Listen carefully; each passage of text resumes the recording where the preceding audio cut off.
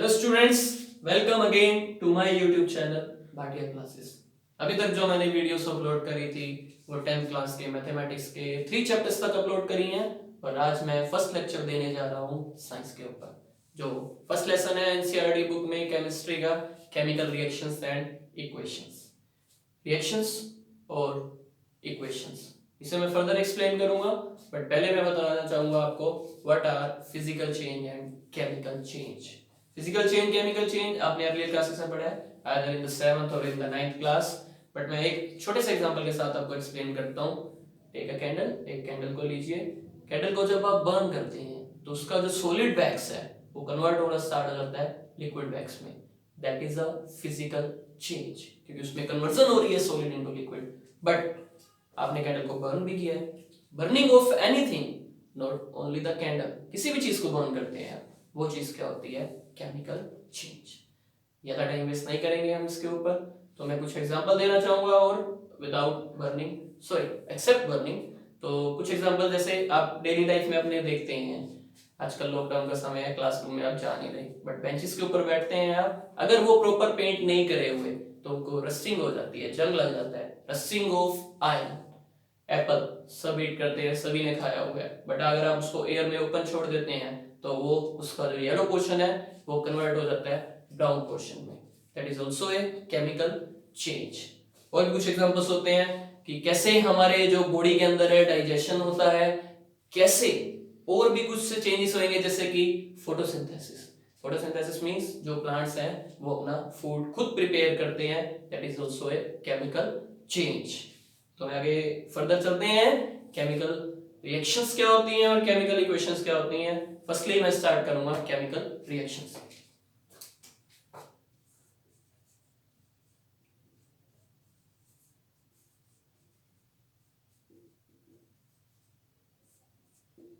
Chemical reactions, reactions atmosphere में, nature में, हमारी बॉडी में हर जगह होती रहती हैं, बट कैसे इसको हम लिखकर दिखा सकते हैं, रिप्रेजेंट करके दिखा सकते हैं? या तो आप इसे लिखेंगे सिंबल्स की फॉर्म में या लिखेंगे वर्ड्स की फॉर्म में। अब वर्ड्स की फॉर्म में लिखें, उसे लर्न करना और उसे लिखना बहुत लेबोरियस प्रोसेस है, that is not an easy process. But अगर हम इसे सिंबल फॉर्म में लिखते हैं, इसे हमें राइट करने में या लर्न करने में इजी रहता है, that is convenient to use. तो मैं स्टार्ट करता हूं कि केमिकल रिएक्शंस को एक कैसे लिख सकते हैं। सिंपल एग्जांपल से स्टार्ट करते हैं। आपकी एनसीईआरटी बुक में भी दिया हुआ है Mg+O2 दैट इज MgO। यहां पे मैंने 2 ऐड करा है आगे। ये 2 किस लिए ऐड करा है मैं इसी लेक्चर में आपको एक्सप्लेन करूंगा आज। Mg+O2 MgO, देन एक इस तरह से लिख दिखाता हूं, magnesium plus oxygen, magnesium oxide.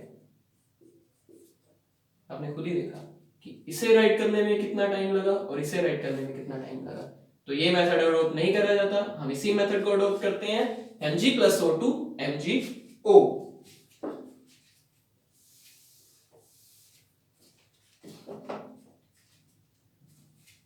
ये जो चीज मैंने लिखी है magnesium plus oxygen, magnesium oxide, ये केमिकल रिएक्शन तो है, बट कैसे मैंने इसे रिप्रेजेंट किया?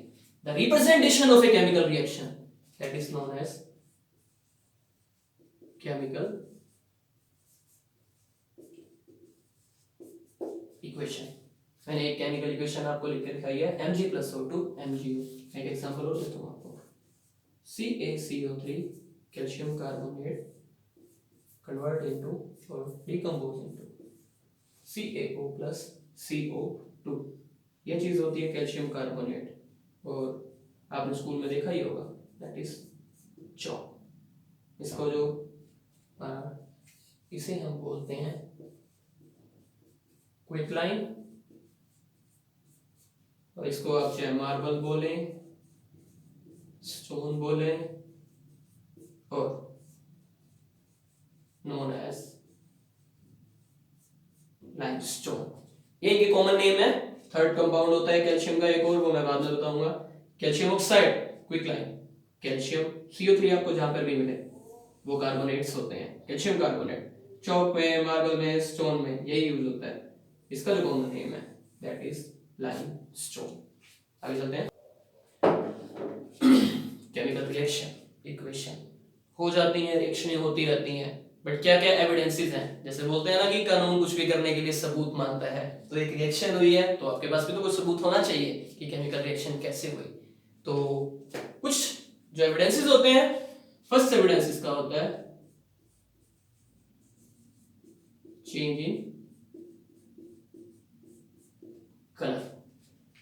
कोई भी चीज है नेचर में, उसका कलर चेंज हो रहा है, तो वो किसका एग्जांपल हो सकता है, केमिकल रिएक्शन का। इसका नॉर्मल सा एग्जांपल आपके पास है, मैंने आज स्टडी में ही बताया कि रस्टिंग ऑफ आयरन क्या होता है उसी रिएक्शंस में, मैं आपको फर्दर एक्सप्लेन करूंगा because that is an important topic of this lesson, rusting of iron. क्योंकि उसमें आप लोगों को पता है कि लोहे का कलर होता है सिल्वर और ग्रे, एंड रस्टिंग के बाद वो रेड ब्राउन कलर का हो जाता है, तो कलर चेंज का एग्जांपल है। Second example is change in the colour of an apple, apple का कलर भी येलो से रेड ब्राउन कलर का हो जाता है। इसको हम ज्यादा एक्सप्लेन नहीं करेंगे। सेकंड आता है चेंज इन स्टेट चेन को मैं एक रिएक्शन से शो करता हूं आपको, H2O।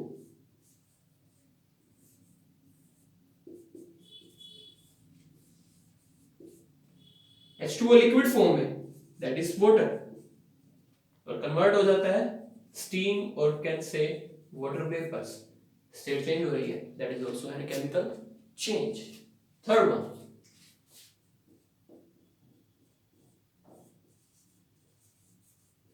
Change in temperature change का मैं एक जनरल सा एग्जांपल दूंगा।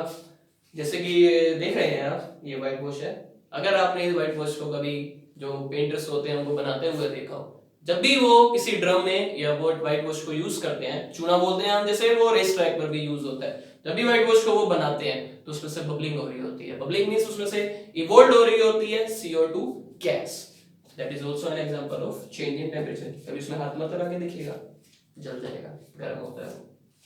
Fourth one is evolution of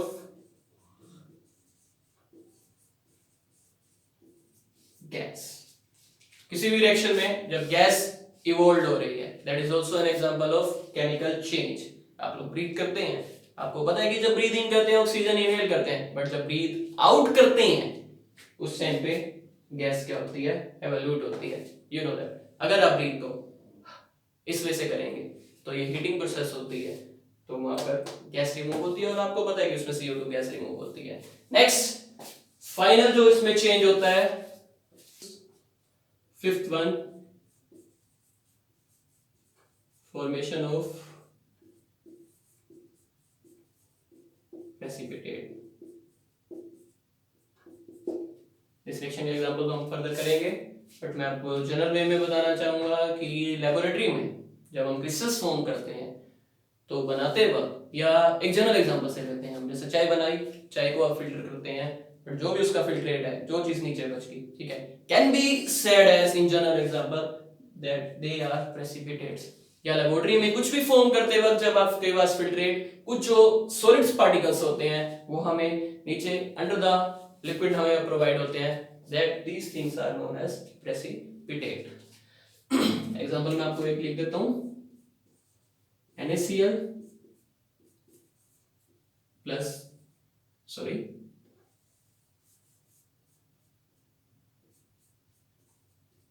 Na2SO4 plus BaCl2, that is NaCl plus BSO arrow. यहां पर बेरियम सल्फेट, मैं एक बार बता देता हूं आपको, इनके नेम क्या है, sodium sulphate, barium chloride, sodium chloride and barium sulphate. यहां पर बेरियम सल्फेट के व्हाइट कलर के प्रेसिपिटेट फॉर्म होते हैं। इस लेक्चर का अब हम लास्ट टॉपिक करेंगे, how to balance the chemical equation. Balancing के बारे में मैं आपको बता देता हूं, अब मैं एग्जांपल से ही करूंगा, बताना चाहूंगा।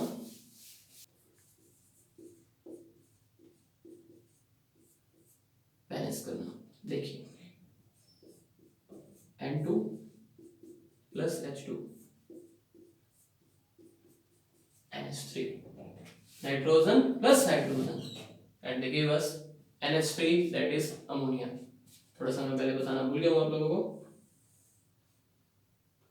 जो एरो के लेफ्ट साइड में होंगे उनको हम बोलते हैं रिएक्टेंट्स, और जो एरो के राइट साइड में होंगे उन्हें हम बोलते हैं प्रोडक्ट। तो क्या कैसे बैलेंस करा जाएगा, आप लोगों को याद हो तो मैंने MgO वाली रिएक्शन में आगे 2 लगाया था, तो इसे कैसे बैलेंस करा जाता है उसे आप देखिएगा। हमारे पास 2 टाइप के आइटम्स हैं, nitrogen and hydrogen, both are found in gaseous state. तो अब देखिए ध्यान से, नाइट्रोजन लेफ्ट साइड में, मैं यहाँ टेबल फॉर्म में इसको एक्सप्लेन करता हूँ। लेफ्ट साइड में नाइट्रोजन तो है 2 और यहाँ पर इस तरफ नाइट्रोजन कितने हैं 1। तो आप लोगों को नॉर्मली पता लग सकता है, तो इसे हमें किससे मल्टीप्लाई करना पड़ेगा 2 से। Okay, now here hydrogen are 2 but यहाँ पर क्या है 3, 2 एंड 3। अगर आपने मेरी मैथमेटिक्स की क्लास LCM और LCM वाली देखी हो तो आप लोग वहां से देख सकते हैं कि 2 और 3 का हमें पहले क्या फाइंड आउट करना पड़ेगा LCM, एंड 2 और 3 का LCM क्या आएगा 6। therefore 6 बनाने के लिए इसे 3 से मल्टीप्लाई करना पड़ेगा और इसे हमें किससे मल्टीप्लाई करना पड़ेगा 2 से। यहाँ पर किससे मल्टीप्लाई करा जाएगा 3 से, और यहाँ पे 2 से।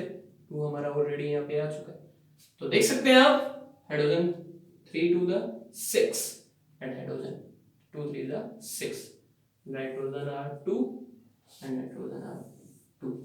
एक चीज का स्पेशली ध्यान रखिएगा कि मैंने जो 2 ऐड करा है फॉर्मूला के फ्रंट में ऐड किया है, यहाँ पर ऐड नहीं करा। अगर यहाँ पर आप ऐड कर देते हैं तो आप अमोनिया के फॉर्मूला को ही चेंज कर देंगे। एक एग्जांपल मैं आपको एज अ होमवर्क दूंगा, उसे आप लोगों को करना होगा।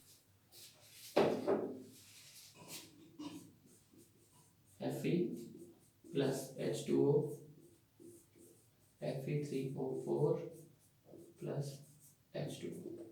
बाकी ये आपके लिए एज अ होमवर्क है। बाकी जो कंसेप्ट होंगे बैलेंसिंग के एंड फर्दर मोर रिएक्शंस होंगी वो नेक्स्ट वीडियो में पढ़ेंगे। और प्लीज मेरे जो वीडियोस हैं उनको लाइक और शेयर करते रहिए और पूरी वीडियोस देखिए, कंप्लीट देखिए, तभी आप लोगों को कुछ बेनिफिट मिलेगा।